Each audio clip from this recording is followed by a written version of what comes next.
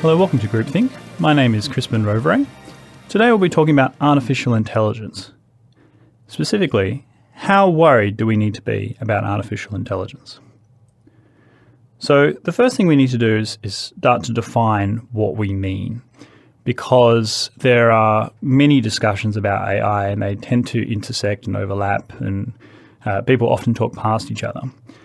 And my argument for this will be that we do need to be really worried about AI, but perhaps not for the reasons others claim. So the main concern that others have is about so-called general intelligence. General intelligence being a AI system that has the ability to come up with a range of strategies towards a specific goal that are quite creative and potentially, beyond the control of humans who design them. So things like manipulation, lying, coming up with the motivations of others and providing incentives, things that we would normally consider to be human-like intelligence. Now, the main ultimate fear that proponents of this have is the so-called singularity, that we design an AI system that reaches the point where it can write its own code, that it can self-modify and improve.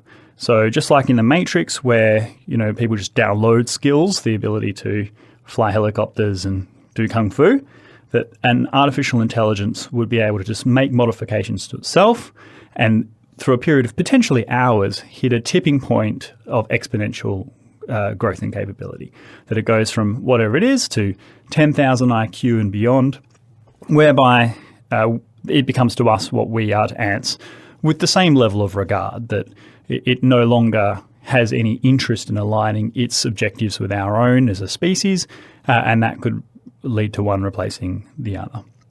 And there are some very intelligent people who are proponents of this.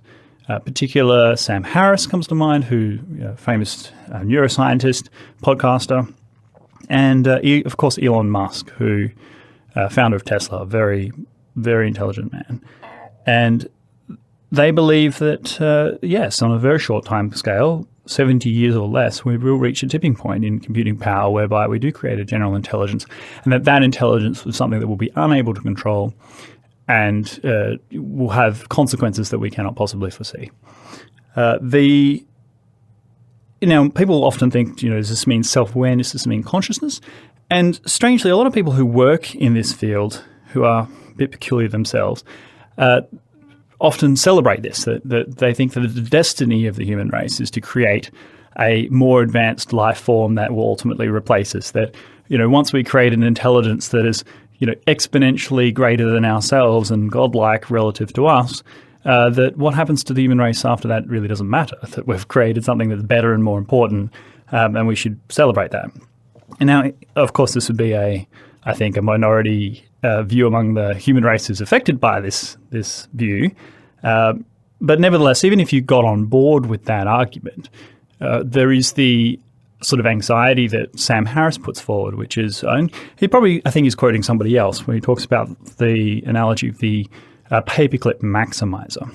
That is, that we design, the analogy goes that we design an AI system to achieve a particular goal, like making paperclips, and it may not even be self-aware. It just reaches a point in computing power where it can self-modify to achieve that objective more efficiently. And to achieve that objective more efficiently might involve removing all humans and turning all our buildings into paperclips, so that we actually end up creating something that is an intelligence, but isn't that kind of higher order general self-aware intelligence that proponents of the sort of Genesis theory would go for. My argument is that we actually need to be more worried even than that. I don't have a view on the general intelligence. I think that there are some breakthroughs that need to happen before we get to that point in technology and programming ability, and that will not happen for a period of time. That period, I agree, is on a varied time scale. Whether it's 500 years or 5 years, I don't know. I don't have that prediction, and I don't think anyone does. However, I think we need to be worried about it now. There is an arms race in artificial intelligence, and just in the so-called narrow intelligence, there's a lot to be worried about. So what do I mean by narrow intelligence? Well, that is restricting the definition of AI to a particular set of rules to achieve, a self-learning, often within the scope of games. And so bear with me as I kind of take people through where I think this is going. And to do so, I need to talk a little bit about games. So there are two types of games.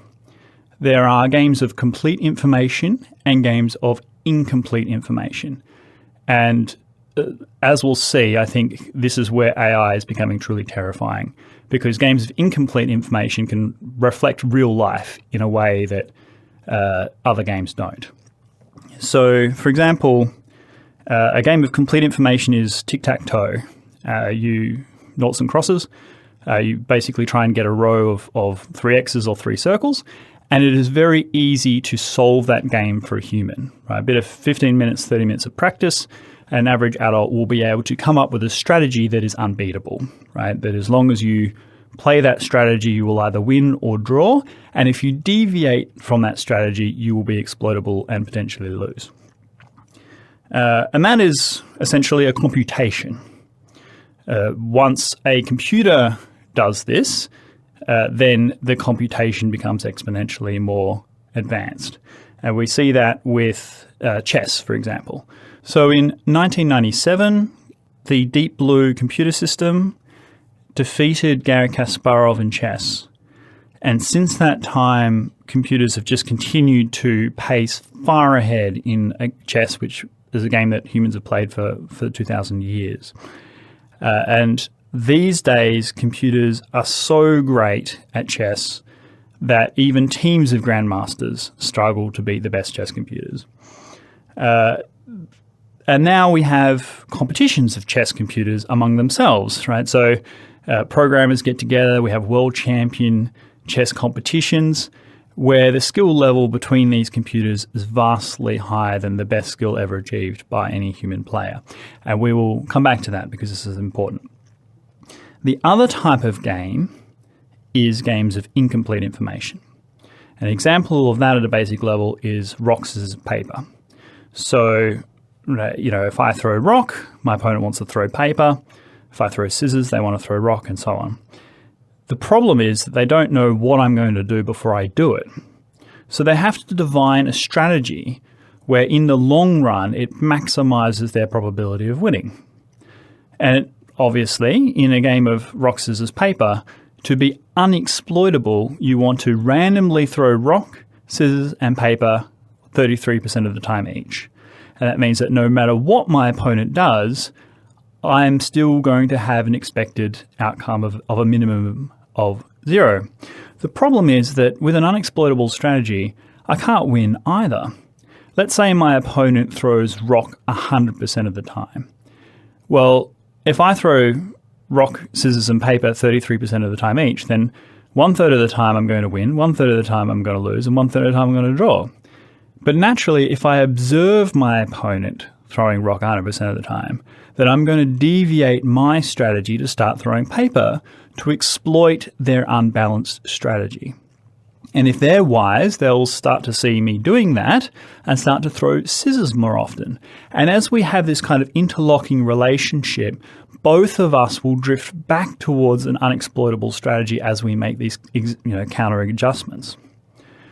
Now, that is a very basic strategy and game, but it illustrates the difference between complete games with complete information and incomplete information.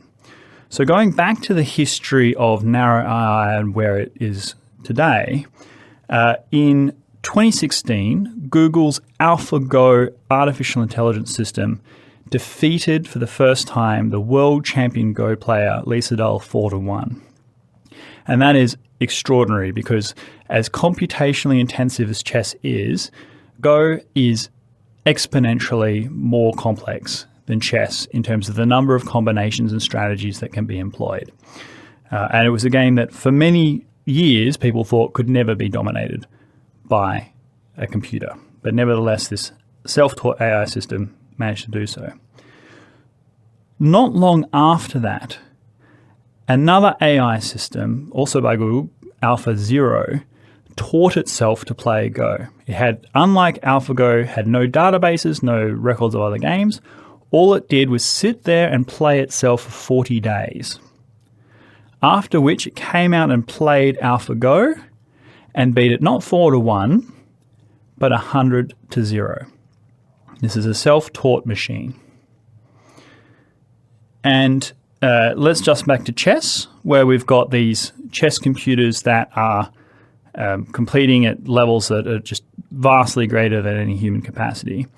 Well, AlphaZero was faced off against Stockfish. Stockfish is the world #1 chess computer. And AlphaZero taught itself to knew nothing but the rules, taught itself to play for 9 hours and defeated Stockfish at 72 draws and 28 wins and 0 losses. This means that AI systems, even narrow AI systems, are so advanced at this stage that they beat not only humans, but the best programs that humans can devise to do that particular task. But there are two kind of things that relate between Go and chess.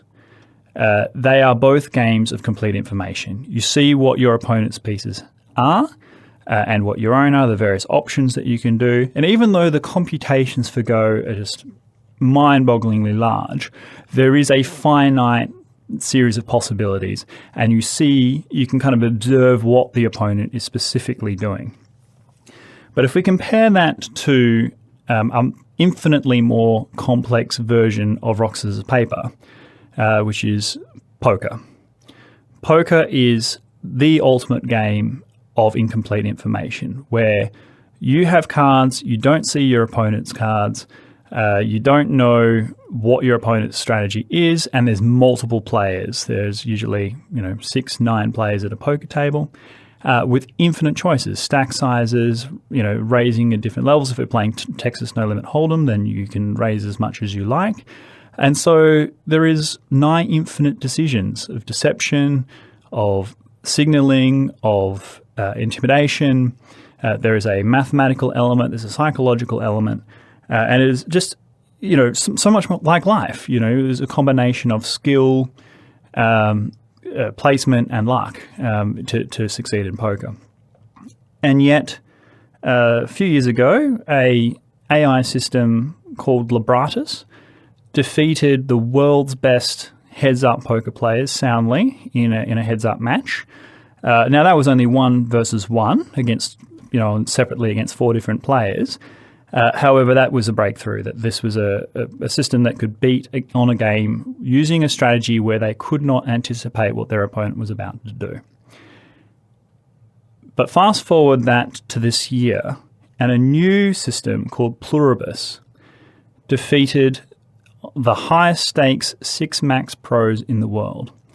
This is a game where you have multiple opponents all doing their own strategies with their own cards and totally incomplete information. And Pluribus had to come up with a system that could defeat them all at the highest stakes, which it did at a rate of 5 big blinds an hour.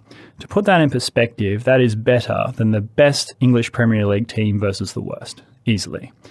So it has reached a superhuman level of skill purely by teaching itself to play the game. So what does all this mean for why we need to worry about it? What's the issue? Well, the issue is about where this could lead in terms of the competition between great states. So if you have a AI system which, even using certain rules, I'll give you a positive example. Let's say designing a city, right? You need to make all kinds of assumptions about what the economy is going to be, what the industry is going to be, the transport needs, the cultural needs. And you plug all that into an AI system and you tell it to design a perfect city. It then spends the next, let's say, month coming up with trillions of different scenarios, playing off against one another to make the optimal city.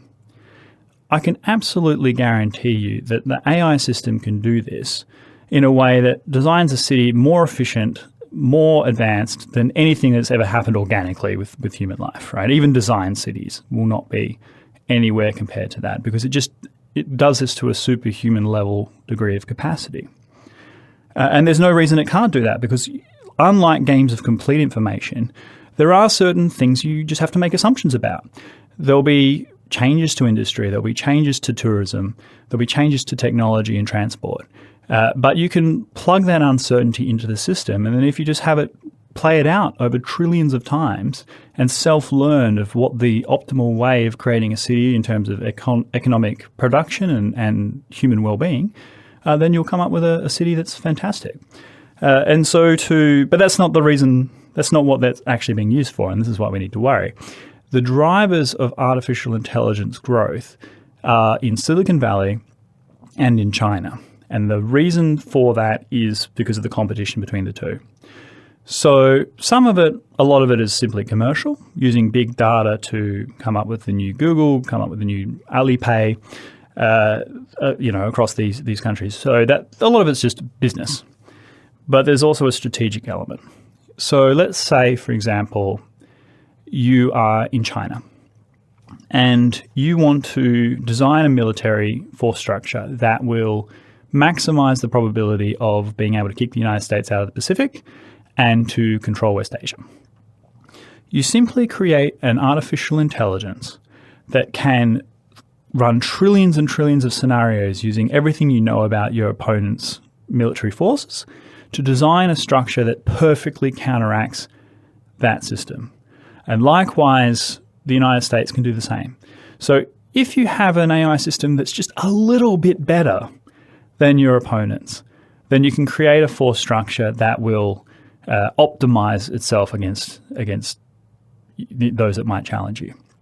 You might even reach a point where military decisions themselves are taken by artificial intelligence.